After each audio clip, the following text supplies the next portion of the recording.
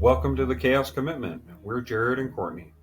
Around here, commitment doesn't mean everything's perfect. It means we show up for each other, even in the chaos. To the Chaos Commitment. I'm Courtney, and this is my husband, Jared. We're diving into a tricky topic today, but we're really excited to talk about it. So, we put in a lot of work on this episode, and I think we want to make sure we approach it in the right way. Mhm. Because I think we all start with good intentions, but sometimes things happen in life, and sometimes that can get a little bit distorted, and those intentions can turn into something else. Yeah. So, we're talking about projection. Yeah. And the power of our own thoughts and the way that they affect those around us. Mm-hmm. So we left with a question last time, which leads in perfectly to this episode. And that question is, how do your thoughts about yourself influence how you interact with me? Okay. So I strongly believe that the opinion you have of yourself is more important than the opinion of others. This can often be tricky because we can often be too critical of ourselves. So I have a couple examples of that. I'm not able to be like physical with you or intimate with you when I don't feel attractive. And it doesn't matter how many times you tell me like I look just as pretty without makeup or like you're attracted to me either way. I have to be able to feel that in order to believe you. So that's kind of my example. You could be totally genuine and totally honest with that like perspective. But if I don't believe that of myself, I'm not going to be able to believe you. I'm not going to be able to get there with you. And similarly to that, if I've been home with the kids all day and I feel like I should have accomplished all these things, and you get home and you say to me, the most important thing is that you got time with each of our kids today. Do you feel like you got to spend time with our kids? I might be like, yeah, or I might be like, no. But for me, I'm like, I know I should have accomplished so much more today. So even though you're saying all that other stuff doesn't matter to me. I don't care that the house is a mess. I don't care if we have to eat takeout tonight. All I care about is if you got to spend a good time with our kids. That's so incredible for you to say. It's also hard for me to believe it because I don't believe it. So that's what I wrote. I think the opinion we have of ourselves, not always, but a lot of times is more important than the opinions of others because you have to be able to believe your self worth. I've seen that in sometimes I'll give you a compliment on the way you look, and you don't feel that way. Hmm. And so you're just like, yeah, whatever. Yeah. Or like, it's just kind of blown up, and I'm like, "What, really think you look good?" Yeah, it's interesting you bring that up because, that's a big thing for me. And like, when I get home, the biggest thing I would like is like you to be happy to see me. Hmm. And I understand how that can be difficult when you've had a stressful day of being with the kids, feeling like you haven't accomplished the things you wanted to accomplish. And I get that. But to me, none of that matter. If you're just happy to see me when I get home, I don't care if the dishes weren't done or the dinner table's still a mess or any household chore or anything like that. Hmm. If you spent good time with the kids and you're happy to see me, I'm like, I can step in and do literally anything that needs to be done at this. So I put that as a man, I need to be stoic and not burden you with my stressors slash worries. And I feel like there's this societal pressure for men to feel that way. I do feel that. And I feel like that may have made me less open in the past. It's not that I don't want to be open in my interactions with you, or I haven't historically, right? But I think it's more of just kind of this sense of that's who I need to be. And I think a lot of men share this. We should be the strong ones who hold things together rather than opening up on certain things. And I do think there's some truth to that. We do hold things together in like a crisis, for example. If we're walking down a dark alleyway, I don't know why we'd be there. But if but if we were and I'm like, Courtney, I'm scared. That's not going to help anything at all. Like, if Yeah. you say that to me, that's okay. But I'm the one who should be there to make sure nothing goes wrong in that situation. So I don't think it's always a bad thing to be more stoic, but I think it's also being able to bring those walls down when appropriate and to make it possible to connect on a deeper level than we could have previously. Mhm. Does that make sense? Yeah. Do you feel like you noticed that with me? Yeah. I mean, I've heard you say that multiple times of like, I just don't want to burden you. That's not a burden to me. When you like love someone and care about someone and you want to see like them succeeding in life and tackling hard things, you kind of have to know about those things to be able to celebrate those wins and support them. And so I do think that you have put up a front sometimes with how much you're carrying because you just don't wanna burden me. I just wanna be able to support you in those times and spaces, and that's never a burden to me. That's never adding to my stress.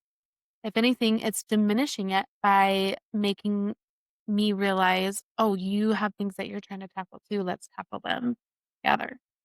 And I don't have to feel bad for all my stress that I'm dealing with over here because we're doing it together, I guess. Yeah. So projection. This is one you wanted to do really early on in starting this podcast. Why is that? Yeah, I just felt like it was really important to cover such an important topic in any relationship. I think that it's really difficult to not accept our initial thoughts sometimes. And when we hear something, when we see someone telling a story, experiencing something, it can be easy to accept the first thought that comes to our mind, which can sometimes be really judgmental or really defensive.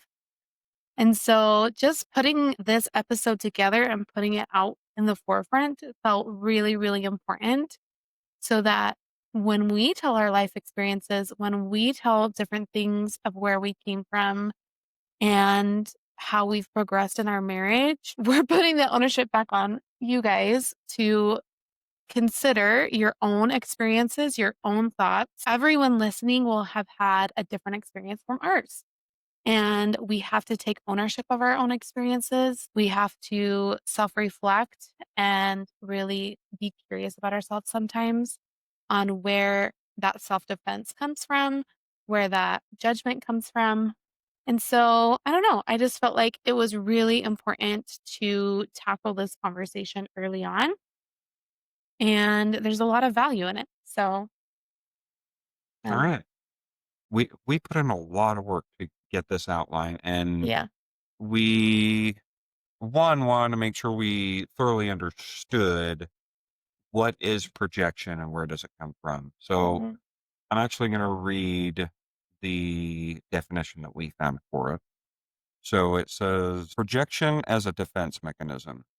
Projection is widely recognized in psychology as a defense mechanism where individuals attribute their own unwanted thoughts or feelings onto others, projecting the ego from uncomfortable self awareness. While it's common across all ages, frequent or unconscious use is linked to emotional difficulties and relational strain. When I read that to you, you actually said that sounds kind of negative. And I think most of us, when we think about projection, we do tend to think of it as a negative term. I do think that's a big part of projection. Like, this is uncomfortable. So if I put this on somebody else, it can make me feel better, right? Hmm. But I also think projection can be a really positive thing. I think a lot of projection comes from misunderstanding. Hmm. So, with that being said, do you have an example you want to share where we've experienced projection? I want to go back just a little bit for a minute because I never considered that like all projection wasn't negative. I feel like we've grown really educated and passionate about childbirth because we're about to have our fifth baby. And so we can often seek validation or seek to judge when it comes to that. Like, oh, they just really don't know XYZ. Because if they did, they would have made totally different choices. Right. And so I think I never considered like positive projection until our friend was like, "You're associating all projection as negative." And she's the one that kind of put us on this path of learning about childbirth. And she's like, "What if I had never shared my experiences with you and challenged your perspective on what you had experienced?" And that was kind of eye opening to me to be like, yeah, that's changed my life. That's changed our trajectory in Kano's birth and now this one. And had you just not wanted to put your experiences on me or challenge my perspective, it would have been a different outcome. And so that was the first time that I really considered that like not all projection is negative projection.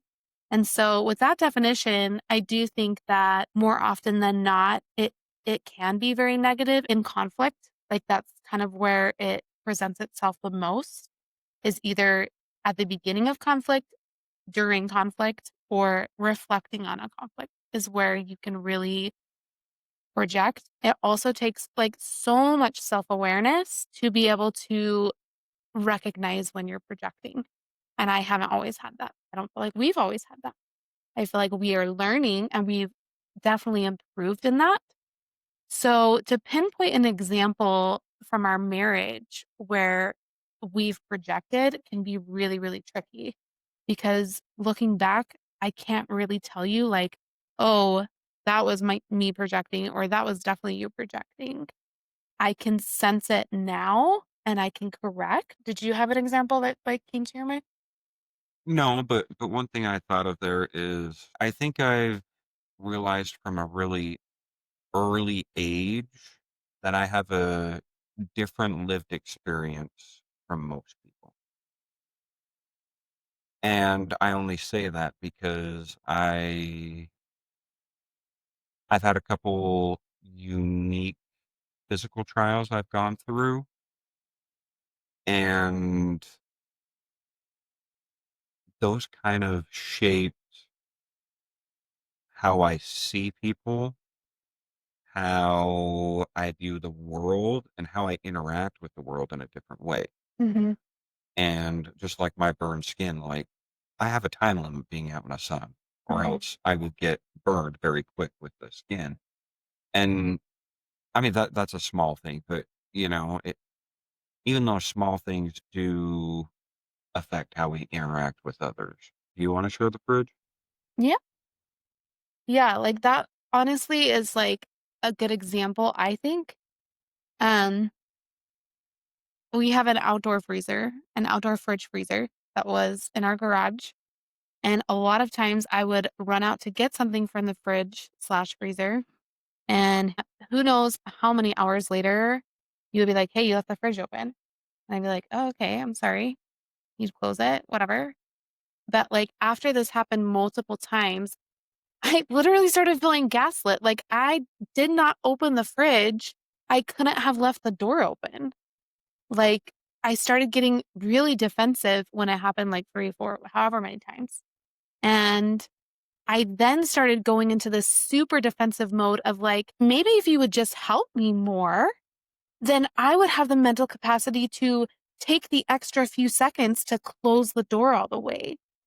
And then I went into even more of a defense of, you don't help me at all. I have so much I'm trying to do. I'm trying to do dinner. I'm trying to take care of the kids and I can't do it all. So the consequence is we leave the fridge door open.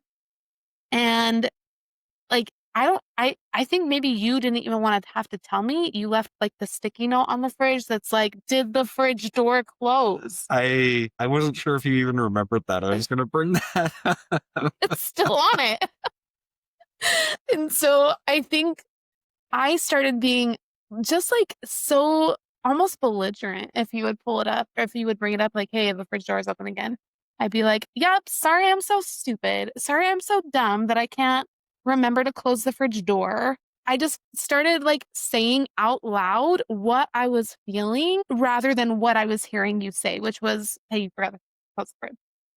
I just started, like, saying back to you, "Yep, my internal thought is hearing you say, 'You're so dumb. Why can't you just close the fridge?' And that's not what you were saying." I don't know how this problem got fixed. Honestly, we could have gone through this cycle for I don't know how long. Well, I do remember, Okay. but and I'll talk about that. But what what did you think when you saw the sticky note? I don't know. I was probably annoyed. I was probably like, I'm literally telling you I don't have 2 seconds to make sure the door is closed right. You really think I'm gonna take the time to read this note? Because 'Cause I'm not. Because it's so funny. I remember putting the note on there, and you actually expressed gratitude for it. And now I'm thinking back, and I'm like, was that sarcastic? I don't remember. Like, Because I remember you just being like, no, that's like really nice. That's really helpful. I don't remember. I Okay, might have said that. But one time, you followed me out there. this is what I was going to share. Oh, okay. You Go can ahead. share. I think you followed me out there just purely, like, talking to me and was like, "Hey, did the fridge door close?" And I was like, "I didn't get in the fridge, I got in the freezer."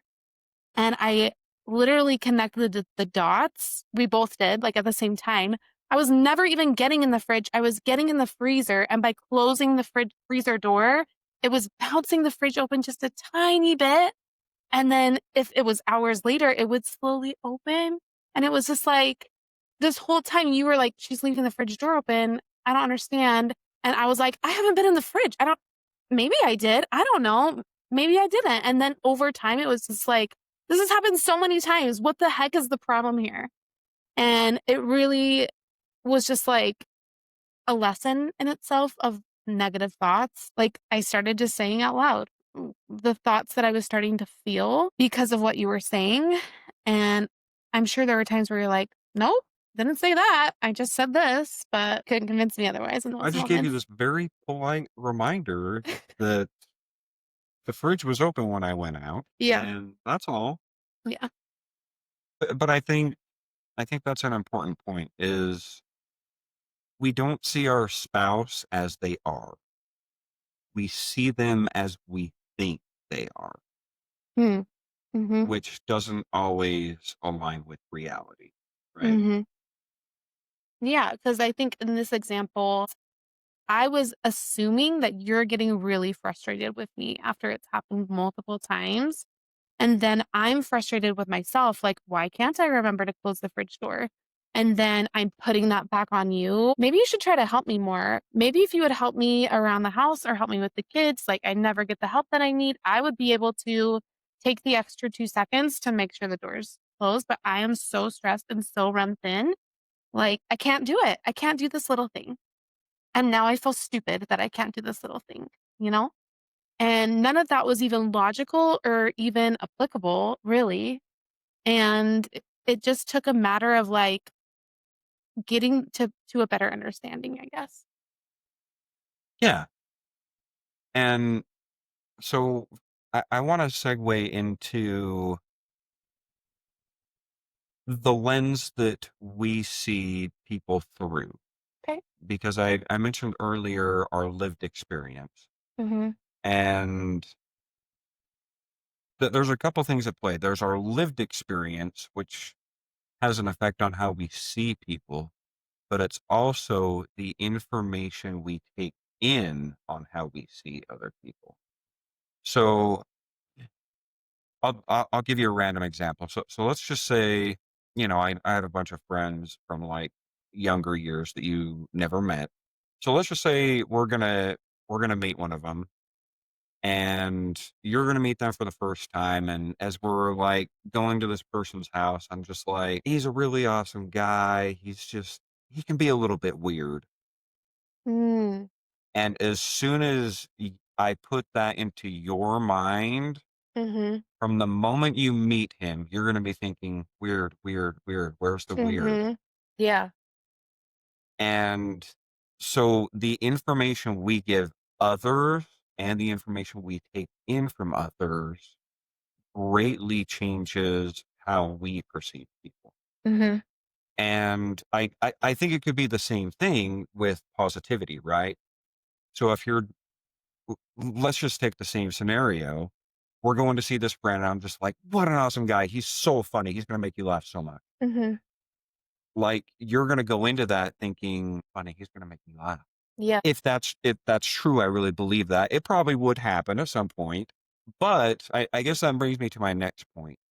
Could positive projection be a bad thing? I actually like this example because it's somebody I also wouldn't have spent significant time with for many years. Mhm. And so I'd be like, oh, funniest guy I went to school with. And then we're with him and you're thinking, funny, funny, funny, funny. Are you going to be let down if you don't get the funny? Mm. And is that going to ruin the experience for you? Mm. I don't know, that's really interesting to think about. Maybe someone will have to return to. Yeah. But I do think overall the positive projection will lead to positive results, Mm. right?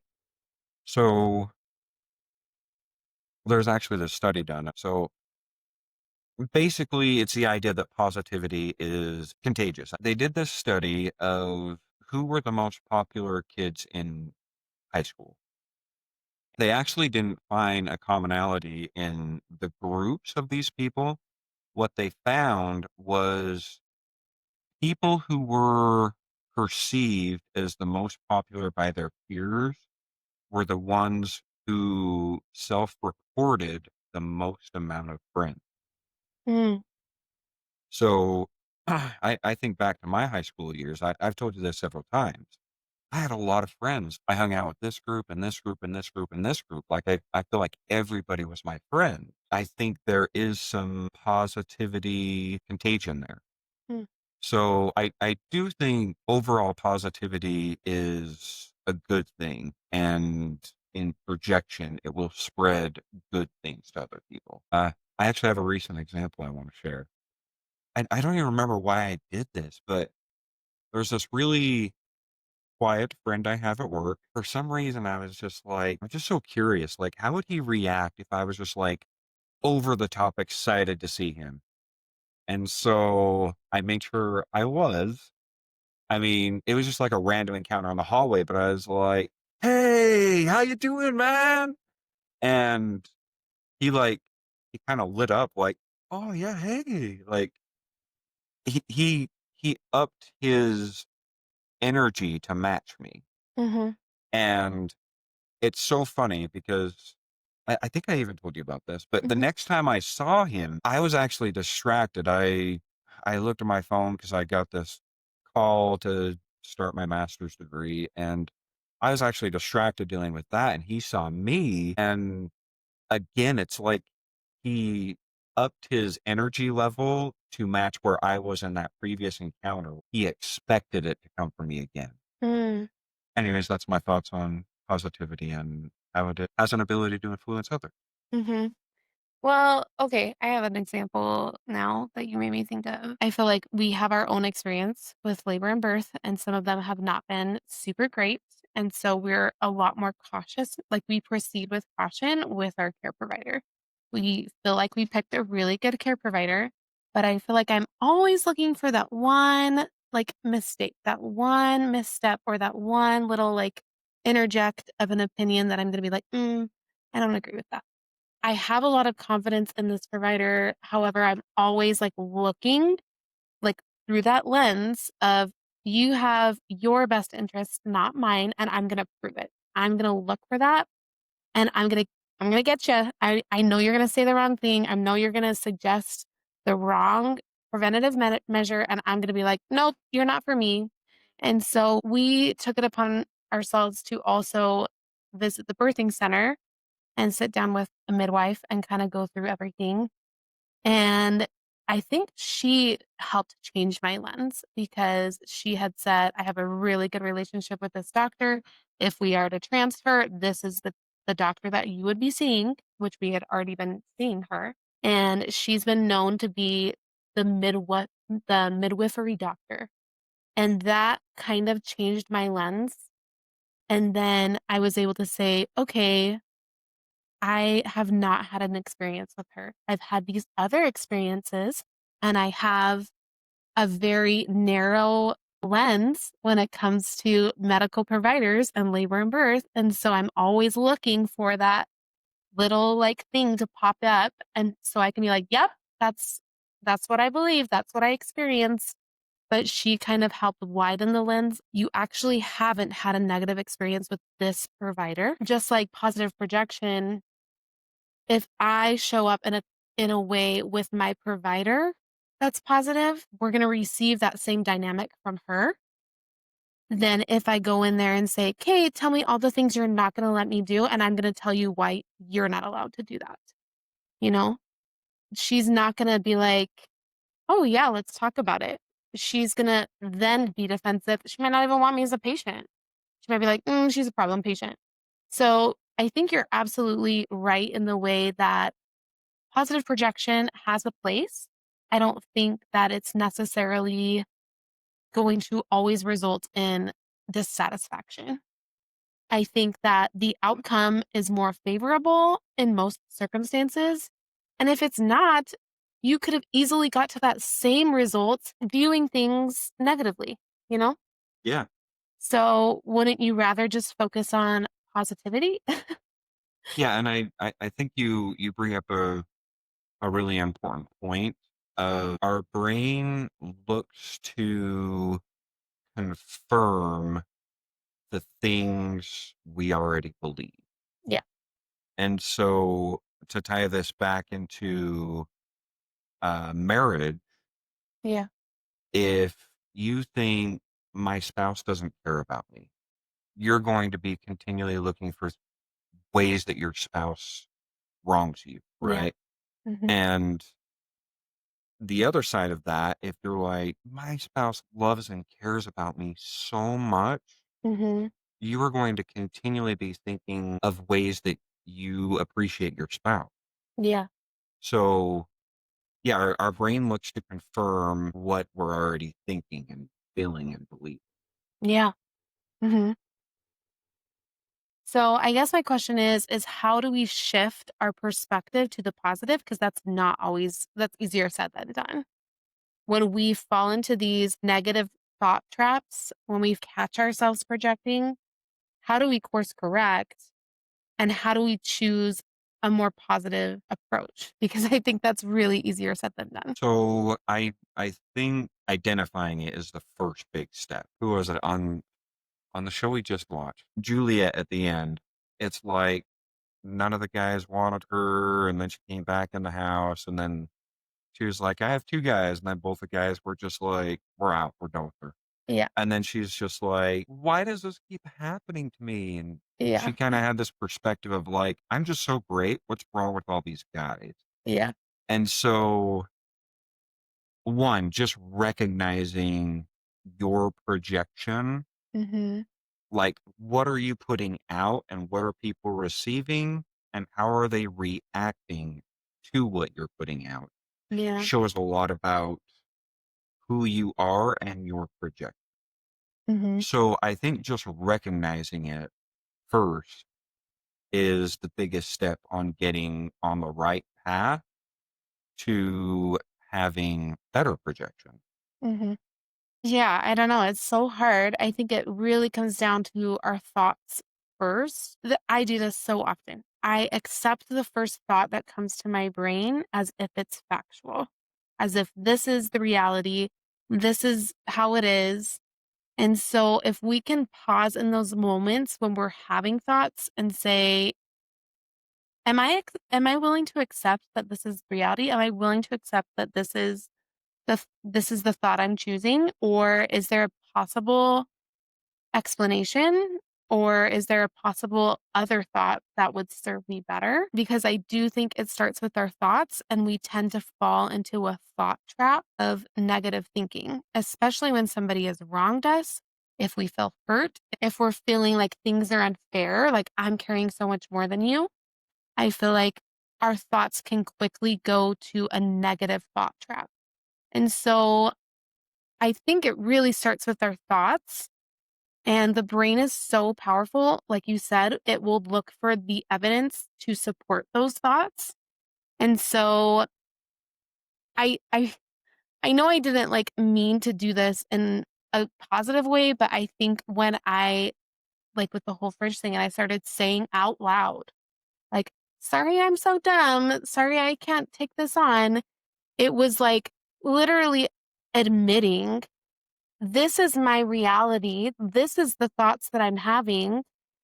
Should I even be having these thoughts? And I feel like you would have been like, that's not what I mean at all.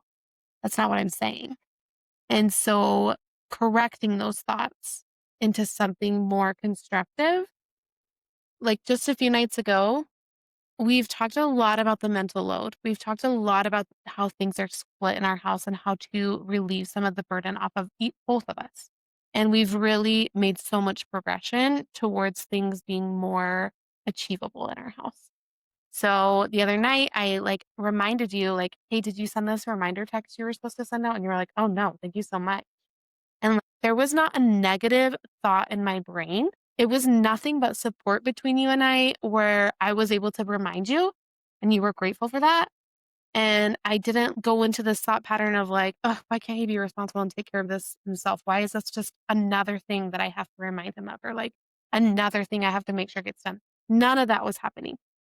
Then the next day, we had 4 places to be, all overlapping times with different kids. And I had asked you because you were coming home if you could pick up Striker, and you're like, no, I'm not going to get there in time. And I was like, that's totally fine. Like, I went, packed up all the kids in the car, picked up Striker from school. And as we're coming home, I'm laying the groundwork for our kids. Okay, we have a really busy night. You're going to be wearing this. You need to go home and get this done. We're going to have leftovers for dinner. Here are your options. Okay? Laid out the game plan for what they were to expect and what needed to be done. When you got home, I was just like, hey, can you help with the kids? And no direction beyond that. Just like, hey, can you help with the kids? And I think you cut yourself up an apple. And I was like, what are you doing? That's not helping with the kids. That's cutting up an apple. We got to get dinner. Like, we got to do all these things. Voice you. Yeah. Well, I'm just realizing now how much that bothered me. So the night was chaotic. Like going through dinner was frustrating because leftovers, everyone's having something different. Everyone needs to take their turn with the microwave. Thought it would be quick. It was quick, but I almost fell into that thought pattern of he never helps me. He never knows what the kids need. He never knows what needs to be done and can just do it and lighten my load. Why can't I just get some help? And I literally had to stop myself in those thoughts because I've had them so often in the past. And you've even challenged those thoughts and been like, I never help you. I never do anything. You always have to do everything with the kids. So like you've challenged those thoughts in the past. And I think that's what made it easier this specific time to say, hang on, that's not true. Jared was late coming home because he stopped at the store on the way home, which is such a load lifted from me. Jared has been going in early every day to work to ensure that he's home in time to do this chaos with me, go to all the different things for the kids. And Jared even remembered things from the store that I forgot we were almost out of that I didn't put on the list. So I am literally having this conflicting internal battle with myself because I'm stressed, because I know like we have all these things to get to. And I have this agenda in my mind of like, this is what needs to be done next. This needs to be done next. This what needs to be done next that I never even communicated to you. And now I'm like having this internal battle and the night was fine. We made it to all the places that we needed to be. Everyone had everything that they needed except for Kano's shoes, but it was fine. Even missing Kano's shoes, he was fine. And so it's just the power of not accepting that first original thought. "Ugh, he never helps me. Why can't he just know what needs to be done?" And instead replacing it with something like, he's here because he got up early to make sure he was here. Or even, hey, we're all going to get there and we're all going to be alive, and that's enough. And so it's such a powerful tool, but it also takes so much self awareness. It takes so much internal work. It definitely takes a conscious effort, right? Yeah. And it's not going to happen the first time, the second time, the third time. It's going to take a lot of practice to really be able to utilize it and like rely on it. We're still going to have this. Our whole marriage, we're going to have this. So, yeah, I don't know. That's the best I can give. Well, it's funny because I remember I specifically took Raiden, and I was gonna be with Raiden. We had to go to a soccer practice, and we were only gonna be there for, like, 20 minutes. We had to leave early and take him to his baseball game. I knew he didn't have his uniforms. I knew he was going to get his uniform upon arriving to the baseball game. I got him dressed, and it was so funny because we didn't communicate anything. So Mhm. we both had a separate agenda of how this Mhm. would be completed. Neither of them were wrong, but they Mhm. weren't communicated. And it was so funny from my end because it was almost ridiculous because I had Raiden put on some shorts and he's like, these are too tight. I can't run. All right, let's take those shorts off and I'll grab these other pair of shorts from the striker's room that, okay, great. They fit you really good. Okay, we're ready to go. And then I don't know if you overheard me or what, but you were like, "You're putting him in baseball pants, right?" Then I had him take off those shorts and then put on the baseball pants, and I'm just like, "Why am I doing all this?" But again, we were on different levels in the house. You were busy, I was busy, and we Mhm. didn't just take time to communicate, and it probably would have saved us more time. Mhm. But in our minds, we didn't have the time to spare. Yeah. And so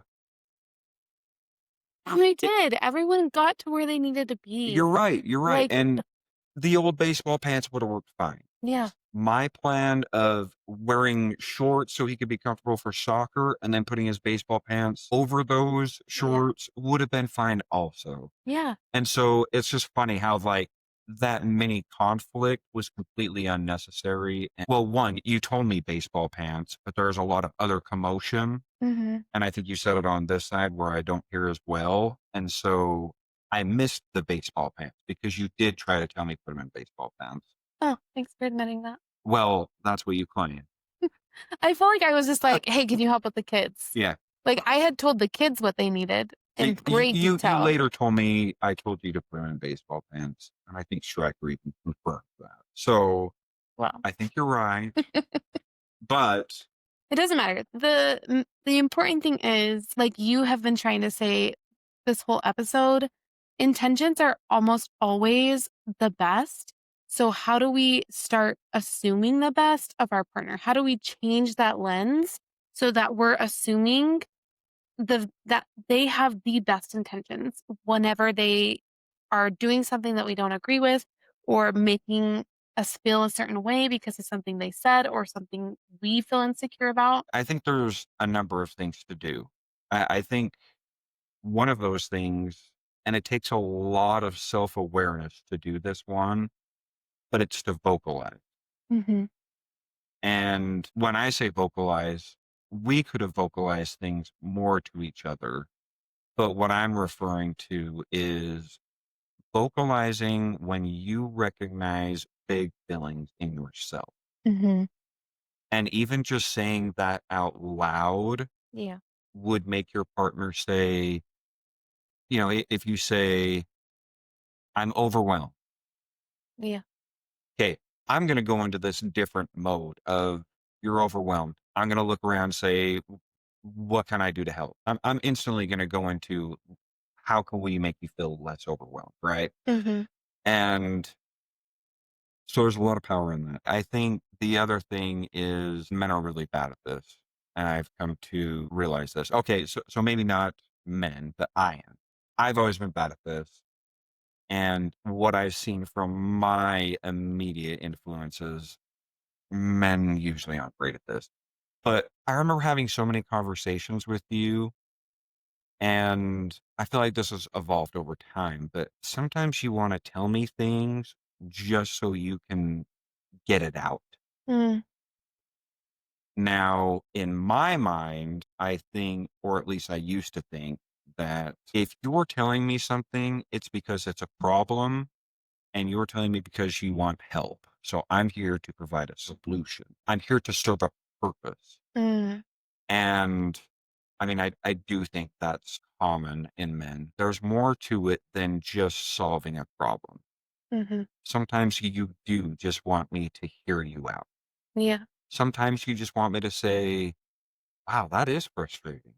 yeah, And something I'm learning. I'm better at it than I used to be. But just saying that gives you so much validation to be like, oh, that's all I needed to hear. Hey, I can move on to the next thing. yeah. Because I think we process things by vocalizing them. Not always, but a lot of times when we're able to tell somebody, "This happened today," you kinda get to a, "And now I'm feeling this way.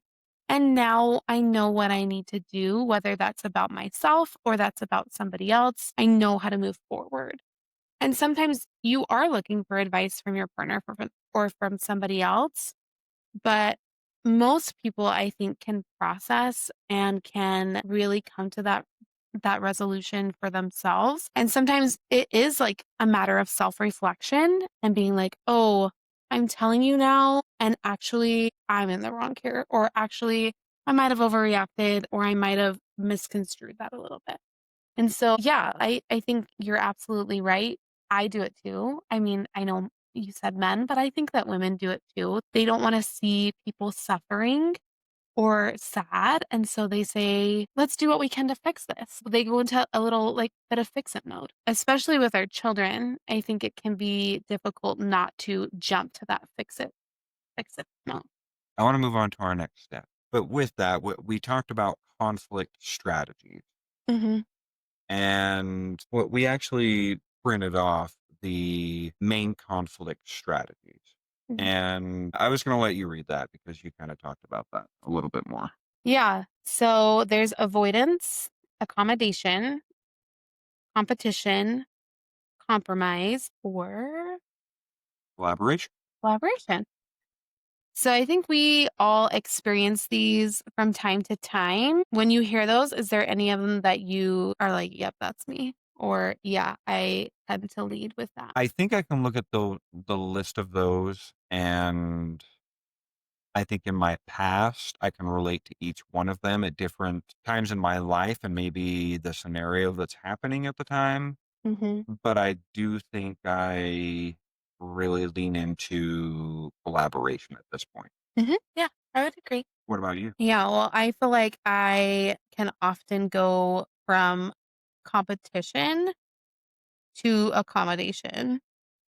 So, maybe not out loud, but in my mind, I can kinda, like, keep score, or I can start to, like, go it down that thought trap of, I never get the help that I need," or, "If only he did this, this, and this." I can get into that competition a little bit, and if I'm having conflict with friends or with family, I can get into that in my head. Like, all these hypothetical conversations that will never even happen, that aren't even likely, they're gonna say this, and then I'm gonna have a reason why that's wrong because I'm gonna say this, these silly hypothetical conversations that never actually happen. But I think, I can also lean on the side of accommodation. Okay, whatever you feel like we need, because I just wanna be over this already. I just wanna move forward. Like, I just wanna move forward. But that is when we get in the cycle of resentment because you didn't really accommodate because you wanted to meet that person's needs. You didn't get to accommodation because you needed that. You got to accommodation because you just wanted to be done with it. And so if it recurs again, which it likely will, now you have this path behind you of it happening and you've built up all this resentment. And so I'm definitely working on this. I'm definitely finding different ways to strive for collaboration, even though I would say that that's not my first instinct. So, sorry, that made me think of our big argument. That's a future episode. I know, but it just made me think of it because I think that was kind of a turning point for us Yeah. when we said, these ones aren't working. Yeah. We need to collaborate. I know, and that's why I just, like, love this episode so much because I feel like these were things that we've known. These are things that we've learned, and then when we started getting it all on paper, it was like, "Yep, this is, like, how we've been living for the last 2 years," and we can see where the shift has been. And so, I don't know, it's so hard to, like, give sound advice, but, like, we're just here living it and trying to show up as ourselves and share the experiences that we have had and how we've learned from those experiences. We have been developing something new in our house that we're trying to implement. It's something that we've been implementing. Yeah.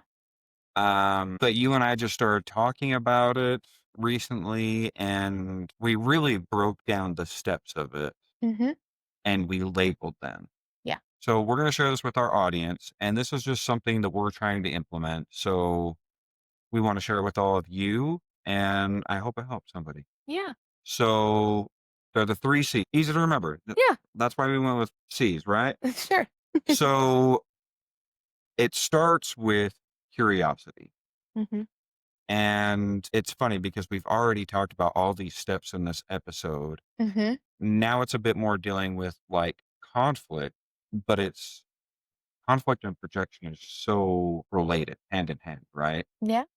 So curiosity, that usually is a result of an observation. Mhm. So it will appear in the form of you seem frustrated. And then the second C is connection. Mhm. And that's kind of on the validation side of which we just barely talked about. Mhm. So, like, I can tell this is really important to you. Yeah. And then the third is collaboration. So, I think the key there is working together. Mhm. So, whoever this conflict is with, whether it's me and you, whether it's me and one of our children, whatever it might be, it's we're coming together on this thing Mhm. and we're going to figure it out. So sometimes that will be, we're going to do this differently next time. Yeah. And sometimes there doesn't always need to be something different next time, but maybe an understanding of where we're coming from in that situation. Yeah. Yeah, so I would just add to that, like, curiosity about them, but also curious about yourself. We have to take ownership of our own thoughts and feelings and how we're contributing also. So get curious about yourself in addition to getting curious about your partner. So, let's give them an example. Yeah. Let's talk about Havoc getting out of the bath the other night. Yeah. So both of us recognized this big emotion in him. And he just got out of the bath. I think his two older brothers were still in the bath. And he was very upset about getting out of the bath. And so implementing the three C's, I wrapped him up a towel. I think it's important to be in a close proximity to your counterpart when you're having this That's a good interaction and to also be on their level. Mhm. Because if I mean, if you and I are having this right now and I'm clear up here Yeah. and you're down here, like there's almost a power dynamic at play with that. Yeah. And I think that's part of the collaborate part is you want to be close, you want to be on the same level, Yeah. you want to let them know I'm here with you in. Mhm. So I wrapped him up in a towel. I sat him on his lap. Usually when our kids get out of the bath, I sing him a song, but he was very, very upset. So I'm just like, man, you are just so sad right now. He's just like, yeah, I didn't want to get out of the bath. And I was just like, yeah, that's really important to you. Like, you love that bath time. And he's like, yeah, I wanted to have time by myself in the bath. Mm. And I was like, okay, next time we're taking a bath, I'm going to make sure you get time by yourself in the bath. Okay. And it's letting each other know you're on the same team Mhm. and we're going to work to make this better next time. And that's what it's all about is connecting and making sure you're both moving forward together on it. Yeah. And I think so again, this is something we're implementing. It's not like we've been doing this for the whole 15 years we've known each other or the Mhm. 8 years we've had children. There's times where you will jump to correction. And I think that's the whole point of this is not just jumping to correction, oh, you did this thing and that's wrong. You need to do this. Yeah, that's what I was gonna say is and if it was me, if I was the one getting Havoc out of the bath and he started crying, I'd be like, "Yeah, I know you don't wanna you're sad because you have to get out of the bath. Well, guess what, buddy? It's time to get out of the bath, but we have to go to bed, but it's time." Like, I would've gotten into, like, the why and just corrected him on, "Yeah, I get that you're sad, but we gotta go to bed." I wouldn't have taken the time to really understand why this was so important to him and then be mindful of it in the future. It does take a little bit of added effort, but I think the effort is worth it if you are able to fill their buckets in that way and meet their needs because it's truly the smallest of effort. Like you get in first or you get out last and get those couple minutes to yourself by yourself at the back. See, So, and I think that's the biggest point of it, right? Is because yeah, as parents, we're busy. We're always thinking, what's the next thing? I don't have time to deal with this. right. And in the example of Havoc in the bath or getting out of the bath and me dealing with this, I mean, the whole thing took 15 seconds. Yeah. But next time we know what's important to him Mhm. to avoid it from happening again. Yeah. And so I think there's a lot of power in saying my 15 seconds or my 5 minutes, whatever it is, Yeah. where I feel like I have to get to that next thing. I don't have time for this. Yeah. It's worth it. Mhm. Yeah. There's there's no more pressing matter than letting the people you love know that you love them and you care about what's important to them. Thank you for talking about this with me. I know it's vulnerable in the way that we've handled different things in the past, but I think it's really important. And I hope that you guys do try this exercise. I hope that you'll let us know if it helps you. I hope you'll share some examples if it's helped you. And we're going to continue to share those examples. I think that one last thing that I feel like is important to say is there's always time for connection and collaboration. So even if this thing happened yesterday, a week ago, 2 weeks ago, I don't want anyone to feel like the clock has, like, run its course. Everyone is doing the very best that we can.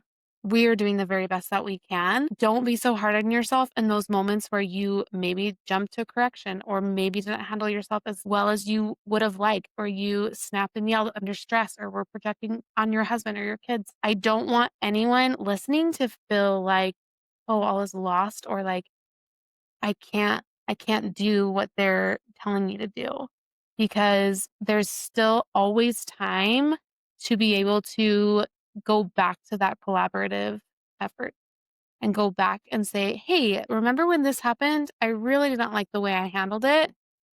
I'd really like to know how you feel it was handled, and let's start to collaborate now."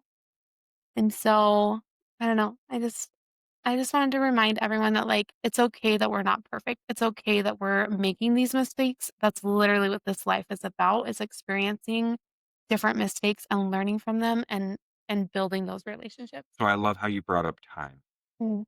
because there's no time limit on making amends. In fact, I think it means more if you're thinking about something and you're like, I don't like how I handled that.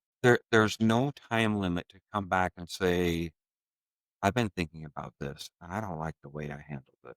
Yeah. I could have done better. If you are able to approach that, one, it's going to sound more sincere. then, you do something wrong and you're like, sorry, let's move on now. I think taking time to reflect on it is really important, making sure you return to it to make amends. And when you do that, I think the other person is going to see a lot more in you. And if you actually say, I could have done better in this moment, they're going to say, I could have done better too. Yeah. Mhm. So, you know, it's good to self-reflect, and if something is on your mind of handle this different or better, vocalize it. Yeah. Make sure those people know. So we just want to thank everybody for joining us for this episode. And I really hope that people were able to take something from this and hopefully apply it to your own relationships to help improve them. Mhm. And if you liked what you heard, I hope you're able to share this message with somebody also. Yeah. So we just have to leave the question. Yeah. So the question we're leaving, our next episode is on Striker, our firstborn. Yeah. So the question we're leaving has to do with that, which is, what value or lesson do you most hope to pass on to your children? Or did you hope to pass on? So we'll be answering that question next time. And we hope all of you answer that question and take the time to talk to your partners or in any relationship and take that time to connect and talk about those questions of what you find value in yourself that you want to pass on. Awesome. Hey, well, we'll see you next time. Thank you, honey.